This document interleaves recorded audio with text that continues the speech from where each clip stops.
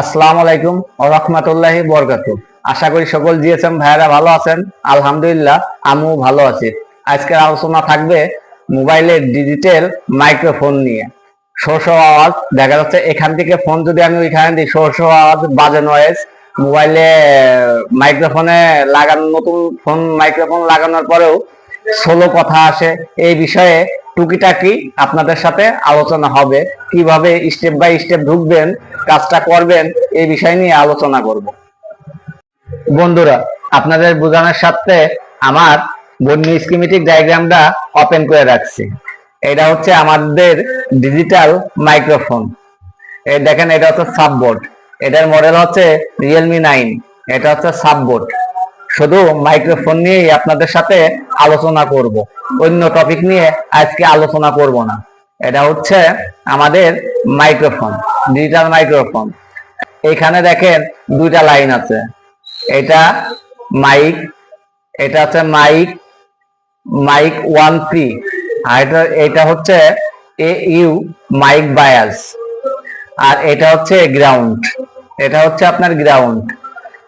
এটা করলাম যে সে গ্রাউন্ড না, মাদারবোর্ডে এই গ্রাউন্ডটা করলাম সরাসরি পাওয়ার আইসি থেকে আইছে। এইখানে যদি আপনার দেখা যাচ্ছে এই গ্রাউন্ডটা যদি আপনার মিসিং হয়ে যায়, তাহলে আপনারা যদি এই সাববোর্ডের যে কোনো জায়গাতে মাদারবোর্ড যে কোনো গ্রাউন্ড যদি এখানে দেন, তাহলে বাজে নয়েজ আসবে, শোর একটা আওয়াজ আসবে, অথবা কথা স্লো আসবে। এই জায়গা যদি গ্রাউন্ড যদি মিসিং হয়, এই গ্রাউন্ডটা সরাসরি মাইক্রোফোন থেকে। এই লাইন দুটো কোথায় গেছে? এখানে আছে কি আপনার মাইক বায়াস, মাইক পজিটিভ। আমি এই দুইটা লাইন ধরে যাব, দেখি এই দুইটা লাইন আমার কোথায় গেছে। এই দেখেন, এই দুইটা গেছে হচ্ছে লজিকে, মানে লজিক বোর্ডের কানেক্টরে। এই দেখেন কানেক্টরে মাইক টি, এটা হচ্ছে পজিটিভ মাইক, মাইক বায়াস। এই যে দেখছেন, এই যে বায়াস, আর এটা হচ্ছে সেই মাঝখানের গ্রাউন্ডটা। এটা হচ্ছে সেই মাঝখানের গ্রাউন্ডটা। আমি যদি আপনার এইদিকে কয় নাম্বার পিনটা দেখি সাববোর্ডের, 1 2 3 4, 4 এর পরে 5 হচ্ছে আপনার সেই গ্রাউন্ড, এটা হচ্ছে 6। তাহলে আমি মেন বোর্ডে যাই দেখি তো, এটা হচ্ছে আপনার এইখানে দেখি কোনো ক্যাপাসিটার আছে নাকি, অথবা কোনো রেজিস্টার আছে নাকি। মাইক্রোফোনের ক্যাপাসিটার রেজিস্টার যদি এখানে থাকে, অনেক ফোনে এইখান থেকে আপনার ক্যাপাসিটার থাকে, অনেক ফোনে রেজিস্টারও থাকে। এই ক্যাপাসিটার রেজিস্টার এই যদি ইনিতে যাইতে যদি কোনো লাইনে যদি হয়, তাহলে আপনার যদি লিকেজ শর্ট হয়, হাফ শর্ট হয়, ফুল শর্ট হয়, তাহলে কথায় প্রবলেম হবে। ফার্স্ট টাইম আমরা কি করব, কিভাবে আগাইতে পারবো? ফার্স্ট টাইম হচ্ছে আপনাদের হবে একটা লজিকটা চেঞ্জ করা। এটা হচ্ছে লজিকটা চেঞ্জ করে দেখবেন। তারপরে যদি সেম সমস্যা থাকে, তাহলে আমরা এখন মেন বোর্ডে যাই। এই দেখেন মেন বোর্ডে, আমি সরাসরি মেন বোর্ডে যাচ্ছি। এই দেখেন মেন বোর্ডে 1 2 3 4 5 6, এই সেই মাঝখানে সেই নেগেটিভ লাইন, ওই যে মাইক্রোফোনের গোল যে চিহ্ন, যে এটা হচ্ছে সেইটা। দেখি এই দুইটা লাইন কোথায় গেছে। এই দুইটা লাইনের আগে দেখেন এখানে আমাদের দুটা ক্যাপাসিটার ইউজ করা হয়েছে। এই ক্যাপাসিটার যদি আপনার শর্ট হয়ে যায়, লিকেজ শর্ট হয়, হাফ শর্ট হয়, অথবা কাজ করার সময় যদি এটা যদি উঠে যায়, তাহলেও কলম আমাদের প্রবলেম হবে কথায়। তখন যদি আমরা এখান থেকে এখানে যদি আমরা একটা জাম্পারিং করে দিই, এখান থেকে যদি আমরা এখানে একটা জাম্পারিং করি, তাহলে কথা যাবে, কিন্তু কথা স্লো হবে, স্লো আসবে, অথবা আপনার কথা যখন আপনি করবেন, তখন শোষ একটা আওয়াজ আসবে, মানে বাজে নয়েজ আসবে।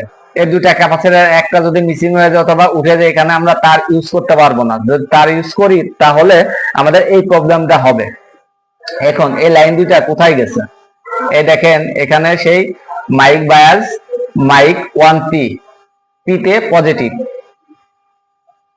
দেখি কোথায় গেছে।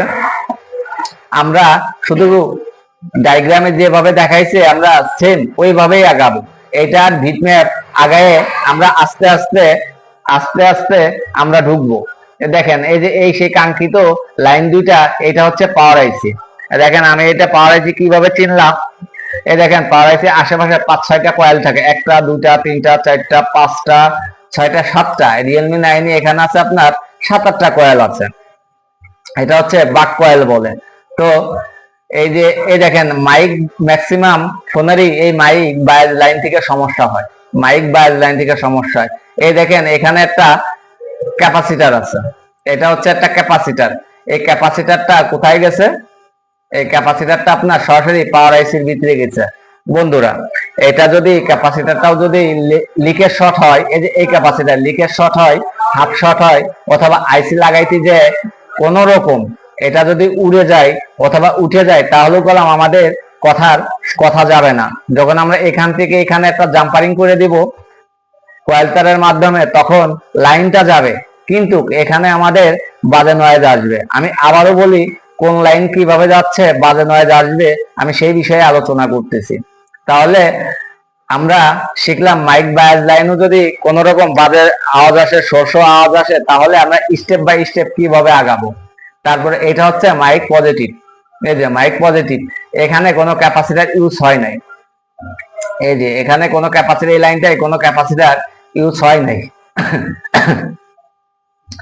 তাহলে এখানে তো ক্যাপাসিটার থাকবে, কোথায় আছে দেখতে হবে। এই দেখেন এখানে এই মাইক পজিটিভ লাইন, এখানে এই জায়গায় ক্যাপাসিটার দিছে, এই ক্যাপাসিটারটা আছে হচ্ছে আপনার সিরিজ লাইনে এই দুইটা ক্যাপাসিটার আছে। তাহলে আমরা বুঝলাম মাইক্রোফোনের লাইন কোথায় কোথায় যাচ্ছে, কিভাবে যাচ্ছে। এখানে আপনাদের সরাসরি ভোল্টেজ চ্যানেল যদি অ্যাপ্লাই করতে যান, মাল্টিমিটার দিয়ে যদি এনে মাপ দেন, এখানে মান কত থাকবে সেটাও আপনাদের অনেক সময় মুখস্থ থাকে না। তাহলে এখন বন্ধুরা ডায়াগ্রামে আমাদের চমৎকার একটা আপডেট দিচ্ছে, আমি এখানে কত মান আছে সেটা দেখবো, আর এই লাইনটা সরাসরি কোথায় গেছে সেটাও আপনাদের দেখানোর চেষ্টা করব। এটাও পাওয়ার আইসিতে গেছে, এই লাইনটাও যদি মিসিং হয় শোষ আওয়াজ আসবে।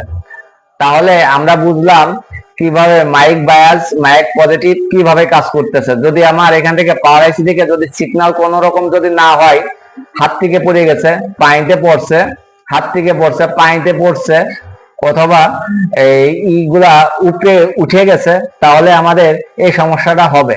এই যে পাওয়ার আইসি থেকে যে লাইন দিয়ে গেছে, অথবা পাওয়ার আইসির এখানে আপনি উঠালেন, এখানে ময়লা পড়ছে, ফাঙ্গাস পড়ছে, কার্বন পড়ছে, তাহলেও আমাদের কথা শোষ বটবট একটা সালামের মধ্যে একটা আওয়াজ আসে, সেই আওয়াজটাও হবে। এখন আমরা বিট ম্যাপে চলে যাব। বিট ম্যাপে যাই দেখবো আমার মাইক বায়াস লাইন কোথায়।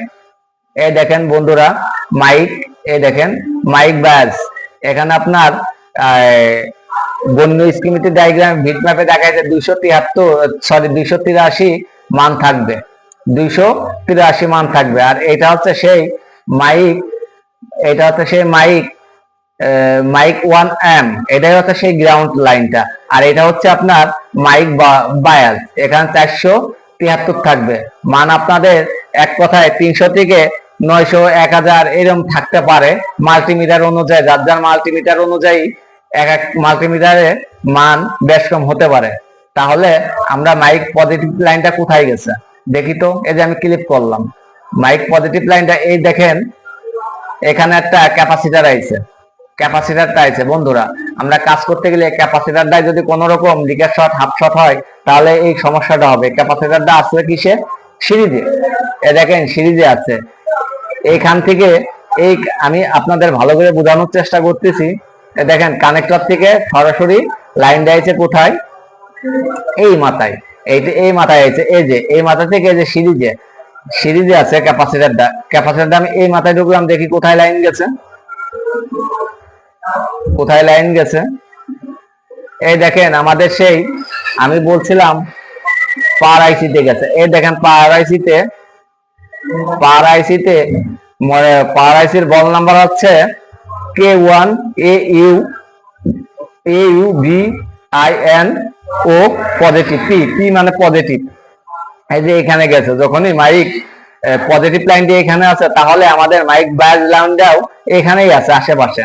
এই দেখেন স্পষ্ট, এই যে বল, এই বল নাম্বারে দেখা যায় অনেক সময় যদি আপনার মিসিং হয়ে থাকে, তাহলে আমরা মাল্টিমিটারটা এখান থেকে এখানে যদি লাইন না আসে, তাহলে আমরা মাল্টিমিটারটা বাজার মুঠে রেখে এখান থেকে একটা তার জাম্পারিং করবে। এখান থেকে জাম্পারিং করে এখান থেকে আমরা জাম্পারিং করে এই ক্যাপাসিটারটাই দেখবো।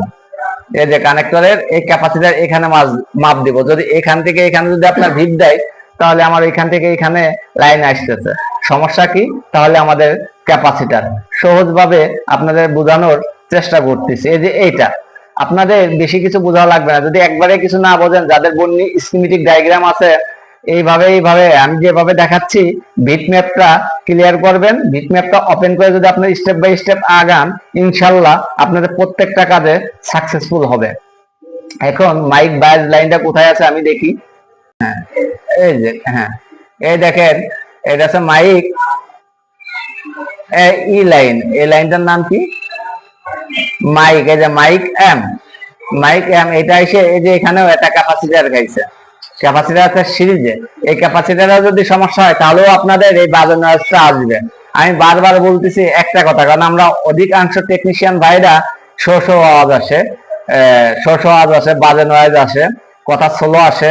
আমরা অনেক চেষ্টা করি কিন্তু এই প্রবলেম গুলা সমস্যার সমাধান করতে পারি না। এই আমরা যদি এই থিওরিটা অ্যাপ্লাই করি তাহলে আমাদের প্রত্যেকটা কাজ সাকসেস হবে। যদি আমরা এই ক্যাপাসিটার গুলা চেক না করে যদি সরাসরি আমরা পাওয়ার আইসি উঠাই তাহলে গেলাম আমাদের সমস্যা সমাধান হবে না। যদি আমার ক্যাপাসিটার থেকে সমস্যা হয় তাহলে আমার পাওয়ার আইসি যদি উঠাই 100 বার রিভাল করলেও কাজ হবে না।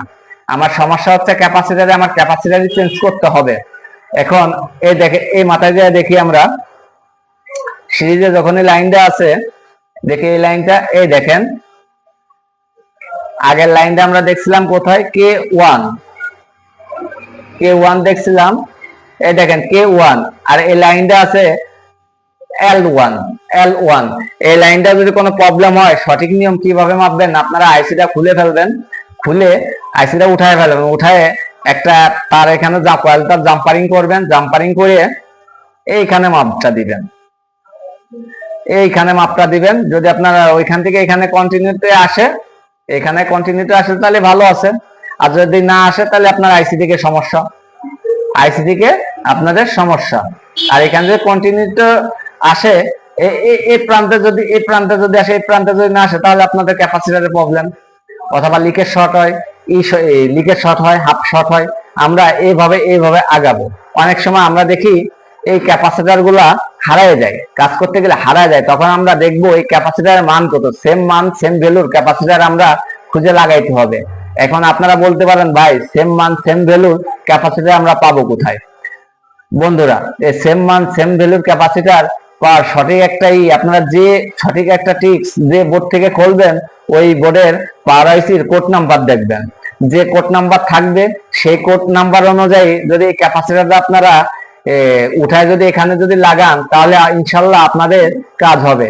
কিন্তু সবার আগে সর্বপ্রথম আপনারা এই প্রবলেমে যদি পড়েন, অরিজিনাল একটা মাইক্রোফোন লাগায়ে চেঞ্জ করে আপনারা অ্যাপ্লাই করবেন। জিনিসটা অরিজিনাল মাইক্রোফোনটা আপনার চেঞ্জ করে দেখবেন এই শো আওয়াজ বাজে নয়েজ অরিজিনাল মাইক্রোফোনের ক্ষেত্রেও গেলাম এরকম হয়। বন্ধুরা, এখন আপনি যদি বলেন ভাই এই ক্যাপাসিটার সহজভাবে বাইর করার আমি আরেকটা টিপস আপনাদেরকে দিচ্ছি। আমি এখন চলে যাব লেআউটে যাব আর স্কিমেটিক ম্যানুয়াল এন্ড সার্ভিসে চলে যাব। এটা কত, এই ক্যাপাসিটরের মান কত, ভ্যালু কত, A to Z সব আমাদের দেখাবে। বন্ধুরা, আমি আমার লেআউটটা ওপেন করছি। ওপেন করার পর এটা হচ্ছে সেই board to board BTV connector, এটা মেন মাদারবোর্ডের কানেক্টরটা। এখন আমরা দেখব এই সেই দুইটা ক্যাপাসিটার। আমরা ক্যাপাসিটার এটা চিনলাম কিভাবে? আমরা জানি সিতে হয় ক্যাপাসিটার, বন্য স্কিমেটিক ডায়াগ্রামের ভাষায়। এটার মান কত, ভ্যালু কত সেটা আমরা দেখব। এটা দেখছিলাম মাইক পজিটিভ লাইনে, মানে আমি বলতেছি মাইক পি লাইনে। এখানে এই ক্যাপাসিটরটা মান কত, মনে করেন হারায় গেছে, আমরা এখন খুঁজে পাচ্ছি না, কিন্তু এটা এখন আমি স্কিমেটিকে সার্চ দিব, সার্চ দিয়ে দেখবো এটার ভ্যালু কত। আমি সার্চ দিলাম, এখানে দুইটা ক্লিক করব, দুইটা ক্লিক করে এই যে আমার লেআউটে স্কিমেটিকে আমি চলে আইছি। আগের বার আমি লেআউটটা ওপেন করছি, এখন আমি স্কিমেটিকে চলে আইছি। স্কিমেটিকে এসে দেখেন এখানে আমি সার্চ দিছি, সার্চ দেওয়ার পর এই সেই চলে আসে এই যে সিতে ক্যাপাসিটার। আমাদের এই ক্যাপাসিটারের ই হচ্ছে 6308। এখন আমি সার্চ দিব এই ক্যাপাসিটরটা কত ভ্যালুর। সার্চ দিলাম, এই দেখেন আমাদের ক্যাপাসিটরটা এখানে চলে আসছে 6308। 6308 এটা আছে সিরিজে। এই দেখেন ক্যাপাসিটরটা আছে সিরিজে। এই ক্যাপাসিটরটার ভ্যালু হচ্ছে 1 এই যে এখানে 1 ultra farad. 1 ultra farad 6 volt. এই ক্যাপাসিটরটা আপনার 6 ভোল্ট পর্যন্ত খেতে পারবে, 6 ভোল্ট পর্যন্ত সহ্য করতে পারবে আর কি, ধারণ শক্তি ক্ষমতা 6 ভোল্ট পর্যন্ত কেজে। তারপরে এই ক্যাপাসিটর আমরা যদি এই ক্যাপাসিটরটা 6 ভোল্টের একটা ক্যাপাসিটর যদি এখানে আমরা লাগাই দিই, তাহলে বললাম ইনশাল্লাহ আমাদের কাজ সাকসেস। এখন যদি আমি আবার যাই ওই ক্যাপাসিটরটা, এই যে এখন এই মাইক বায়াজের ক্যাপাসিটরটা কত ভ্যালু, দুইটা ক্লিক করলাম। দুইটা ক্লিক করার পর আমি লেআউটে গেলাম। এই দেখেন লেআউটে গেলাম, এই ক্যাপাসিটরটার C6309 সার্চ দিলাম। এই যে পাশাপাশি আছে, দুইটা ক্যাপাসিটর সিরিজে আছে। এটাও যে ভ্যালু, এটাও সেই ভ্যালু। এটাও আপনার এই দেখেন 6 ভোল্ট পর্যন্ত খেতে পারবে। 6 ভোল্ট পর্যন্ত, 6 ভোল্টের বেশি যদি যায় তাহলে এটা হচ্ছে লিকেজ শর্ট হবে অথবা হাফ শর্ট হবে এই ক্যাপাসিটরটা। এই যে তাহলে আমরা বুঝলাম একটা ক্যাপাসিটরের মান কিভাবে বের করতে হবে। আমরা লেআউট এবং স্কিমেটিক এর মাধ্যমে আমরা শিখলাম। বন্ধুরা, আজ নয়, নেক্সট কোনো ভিডিওতে নতুন টপিক নিয়ে আপনাদের সাথে আলোচনা হবে। ততদিন আপনারা সুস্থ থাকবেন, ভালো থাকবেন। সবাইকে আসসালামু আলাইকুম ওয়া রাহমাতুল্লাহি ওয়া বারাকাতুহু।